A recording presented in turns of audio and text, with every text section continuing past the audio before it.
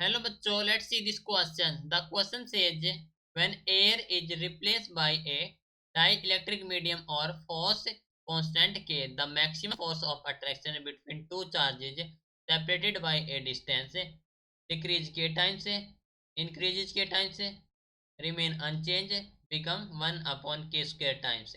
Question में कहा गया है कि जब एयर को रिप्लेस किया जाता है by a dielectric medium of force constant K, तो जो मैक्सिमम फोर्स ऑफ अट्रैक्शन होगा बिटवीन टू चार्ज जो कि सेपरेटेड है बाय ए डिस्टेंस, वो हमें बताना है कितना होगा।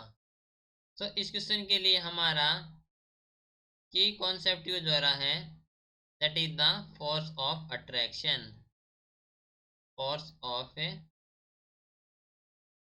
अट्रैक्शन। सो हम जानते हैं कि इन एयर जो force of attraction between the charge होता है, the force of attraction between two charges, between two charges in air, वो होता है F of A which is equal to the 1 upon 4 pi epsilon naught Q1 Q2 upon are square. ठीक है। इन dielectric medium की बात करें तो जो फोर्स ऑफ अट्रैक्शन हो जाएगा between two charge in dielectric medium, तो जो फोर्स हो जाएगा मान लेंगे एफ ऑफ डी, ये हो जाएगा 1 upon 4 pi into K epsilon naught and Q1 Q2 upon are square.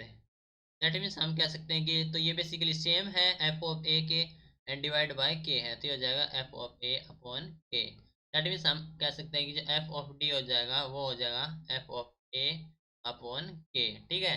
तो ये हमारे पास कितना हो जाएगा जब एयर को रिप्लेस किया जाता है by a dielectric medium of force constant K, तो जो एफ ऑफ ए हो जाएगा वो हो जाएगा के times of F of D. That means ये क्या हो जाएगा हमारे पास है, दैट इज के टाइम्स हो जाएगा। तो हम कह सकते हैं कि increase K times, that means option B is the correct answer. Okay, so this is your final answer. Hope you understood it well. Best of luck.